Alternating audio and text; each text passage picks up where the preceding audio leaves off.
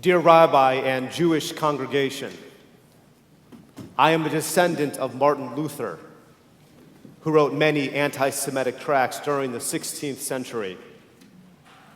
I hang my head in shame, and I have great sorrow in my heart for the tracts he wrote and for the influence that his writings had on those who persecuted the Jewish people, especially Hitler. Hitler used Luther's tracts to justify the atrocities that he directed towards the chosen people of God. The deep wounds of the Holocaust remain fresh today in the hearts of many, and only the mercy of God can bring about healing. However, I offer my sincere apology to you for the pain that resulted from Luther's writing. I have gone before the Lord in intercessory repentance for the sins of my family, and I also ask for your forgiveness. As you prepare to enter Rosh Hashanah and Yom Kippur, I pray that you will be open your hearts to forgive my family. I thank you for your willingness to read this note of apology, and I pray that God's gift of healing and restoration will be yours this year. Just as the book of Ruth tells us in the story of the special love that the Lord places in the heart of a Gentile woman towards the Jewish people, and the special love that they return to her, I pray that this note will initiate the same healing and restoration. Shalom. Diana of Sylacauga, Alabama.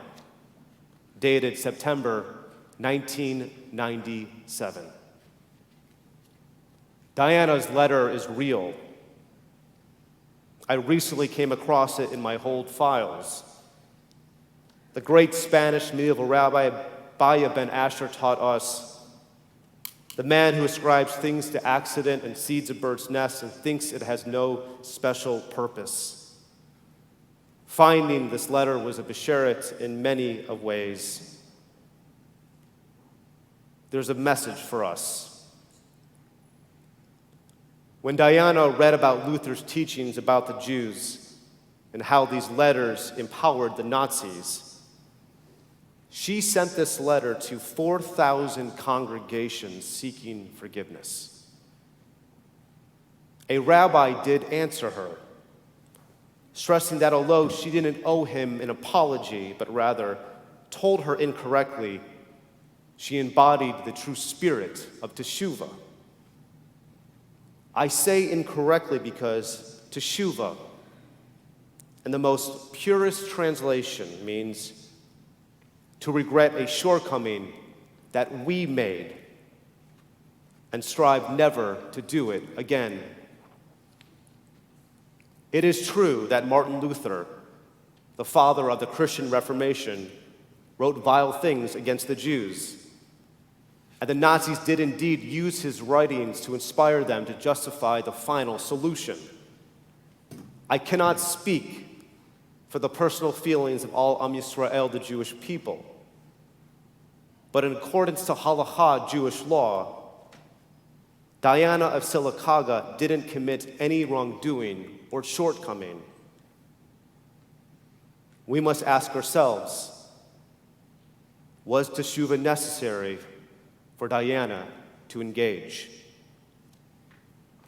One of the greatest Talmudic discussions teaches that we are not responsible for our parents' sins. The teaching is crystal clear. Our master Moses pronounced 4 sentences on the Jewish people, but 4 prophets came and revoked them. Moses said, Adonai punishes the children and their children for the sins of the parents to the 3rd and 4th generations. The great prophet Ezekiel came forward and declared, the one who sins is the one who is responsible, period. Not to state the absolute obvious, it was not Diana who wanted to set fire to synagogues. It was Martin Luther, writing 500 years before Diana was born. And therefore, not only did Diana not participate in the theology of Luther, she publicly rebuked him. How can there ever be a question of teshuvah? Again, teshuvah is to regret a shortcoming that we made and strive never to do it again. Diana should have been told this by that rabbi. Well, can we ask, is this a matter of guilt? Well, Judaism says rather quite comically, if you didn't steal, you won't feel guilty. In other words, we shouldn't feel guilty if we did nothing wrong. Diana shouldn't feel guilty either. But the troubling thing is, we are thinking more like Diana. We must stop accepting the guilt caused by past generations. I want to be clear so there's no confusion. This does not mean that we forget the sins of past generations. And it is our obligation to make sure it does not happen again. But here's part of the problem. There's a growing controversy in Germany where people are converting to Judaism to atone for their family's Nazis' past. These Germans who are converting do not want to be Jewish. It is not a sincere desire to be part of Am Yisrael, the Jewish people. Instead, these Germans are doing this conversion out of fear of public opinion.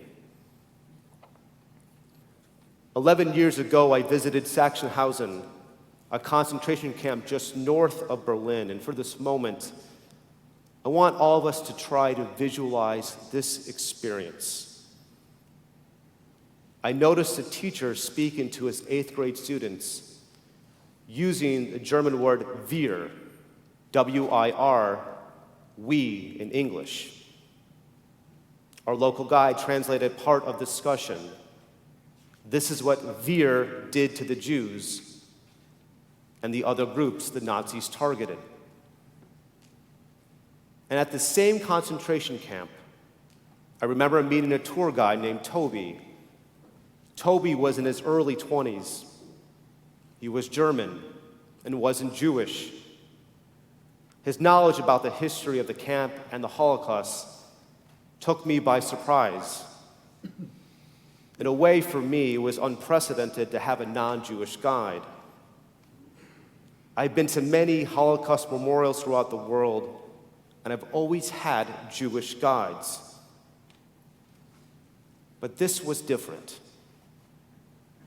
So I still wanted to know, why would a non-Jewish young German work at Sachsenhausen?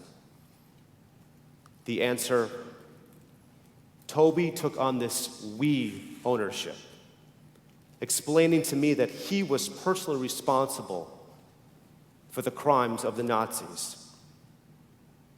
And even our local guides during this trip, they were not Jewish. They too took on this we ownership about the Holocaust. It's not shocking that many Jews believe that today's Germany is still responsible. That's why many Jews will not travel there, or even so much as to fly airlines that have a layover in any German airport.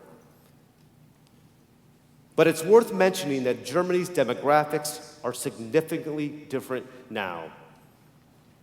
Berlin is just like Midtown Manhattan, filled with a bevy of different cultures and languages.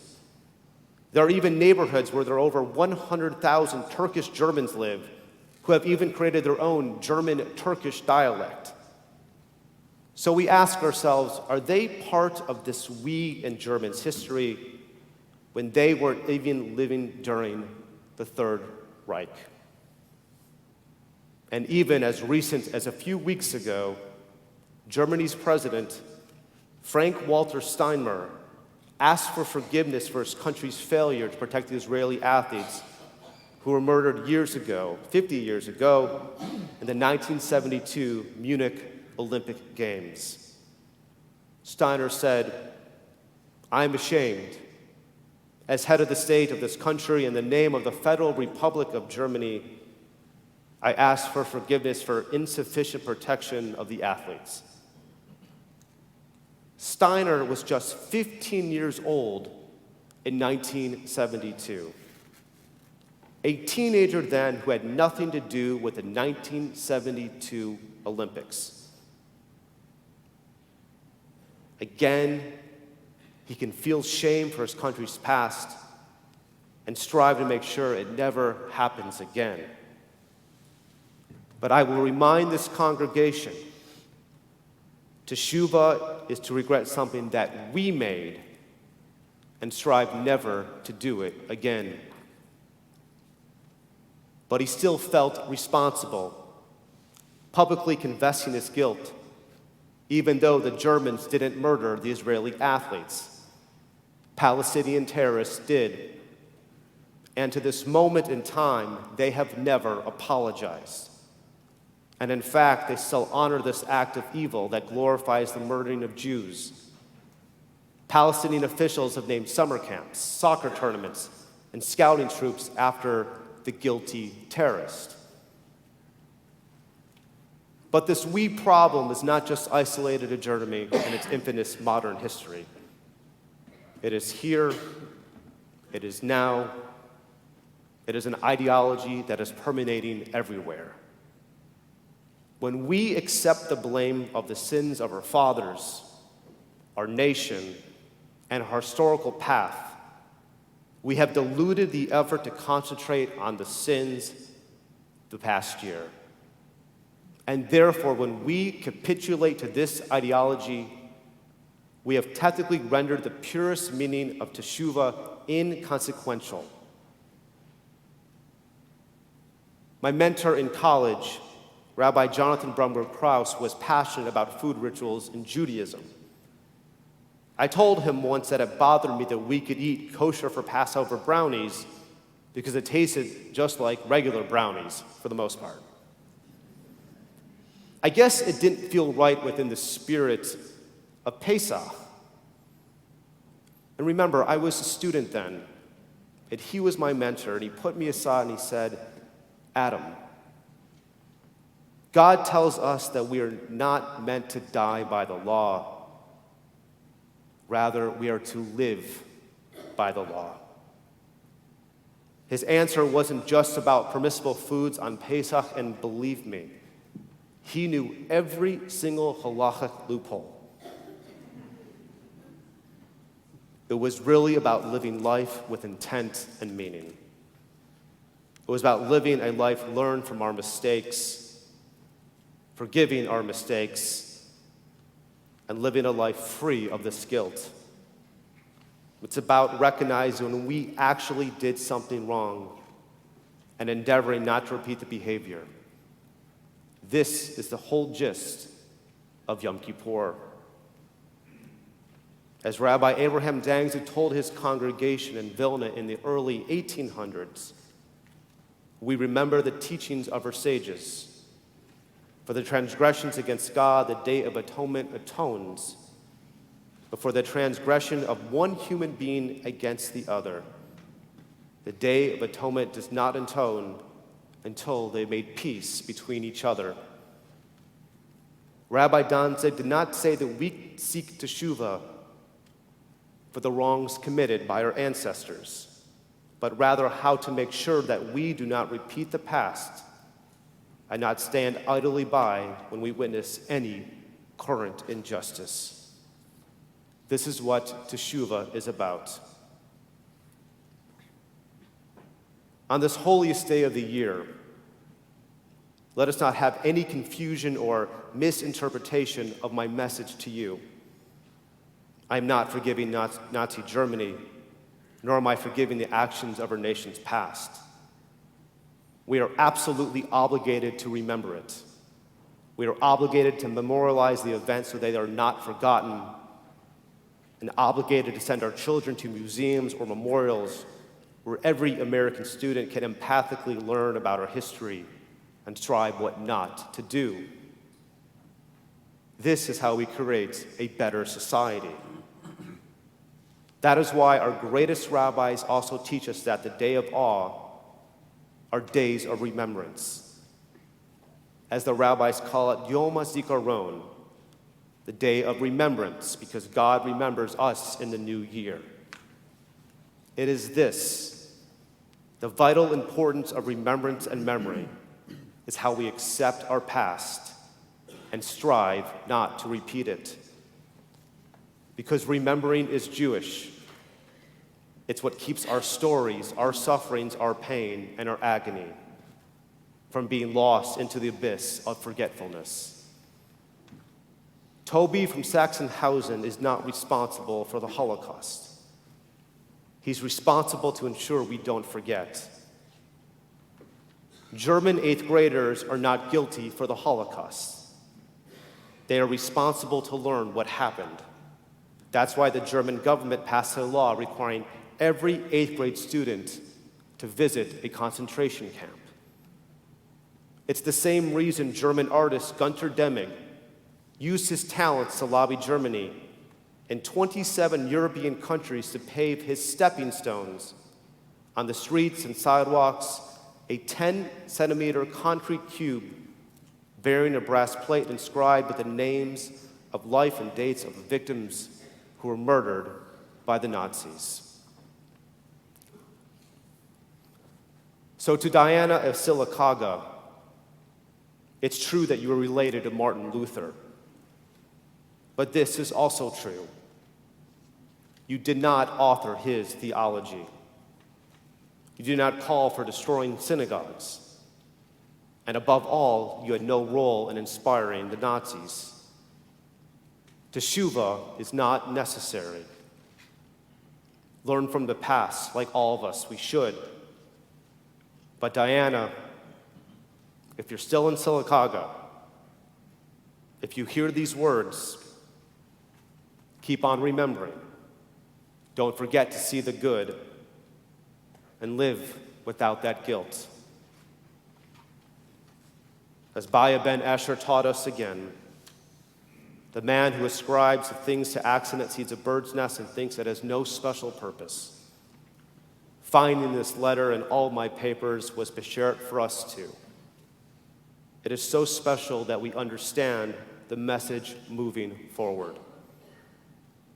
So to this congregation, remember the past, not just ours alone. Remember all history. Remember the trials and tribulations, the pain and the suffering that humanity has experienced. We can't undo the tragedy. We can't find what was lost. We can't recapture what was taken away. If there's any justice from the past, it's what we do now, today, and strive never to do it again. As the Jewish proverb teaches us, if you can't remember the bad, we will not live to see the good. On this new year, on this Yom Kippur, let us remember the bad so we too can enjoy the good. And let us atone the sins that we are responsible for. Shana Tova.